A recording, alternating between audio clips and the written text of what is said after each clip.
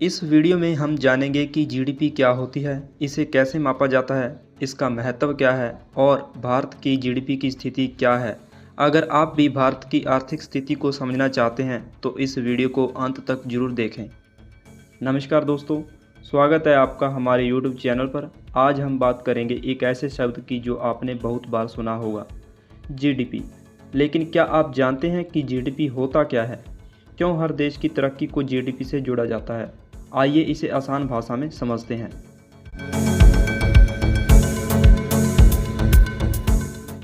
GDP का पूरा नाम है ग्रॉस डोमेस्टिक प्रोडक्ट, जिसे हिंदी में कहा जाता है सकल घरेलू उत्पाद।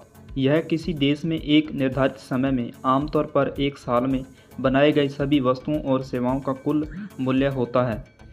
उदाहरण के तौर पर, अगर भारत में एक साल में सब्जियां, मोबाइल फ़ोन, गाड़ियां, कपड़े, सेवाएं जैसे कि डॉक्टर, इंजीनियर या टीचर की सेवाएं, ये सब मिलाकर जितनी भी आर्थिक गतिविधि हुई, उसका जो कुल मूल्य है वही जीडीपी है।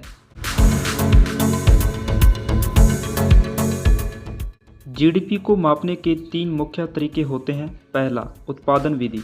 यह देखा जाता है कि देश में कितनी वस्तुएं और सेवाएं बनी हैं। दूसरा, आय विधि।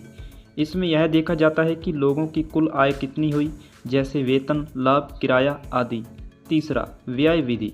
इसमें देखा जाता है कि लोगों ने कितना खर्च किया, जैसे उपभोग, निवेश आदि। तीनों तरीकों से जो आंकड़ा आता है वह जीडीपी का आंकड़ा होता है।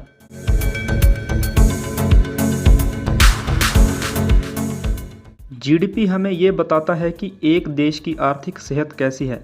अगर जीडीपी बढ़ती है तो इसका मतलब है कि देश तरक्की कर रहा है, रोजगार बढ़ रहे हैं और लोगों की आमदनी बढ़ रही है। अगर जीडीपी घटती है तो इसका मतलब है कि मंदी का दौर है, बेरोजगारी बढ़ सकती है और लोगों की कमाई कम हो सकती है।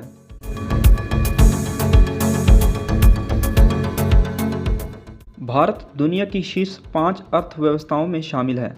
भारत की जीडीपी 2025 में लगभग 3.7 ट्रिलियन डॉलर के आसपास है और आने वाले वर्षों में इसे 5 ट्रिलियन डॉलर तक पहुंचाने का लक्ष्य है।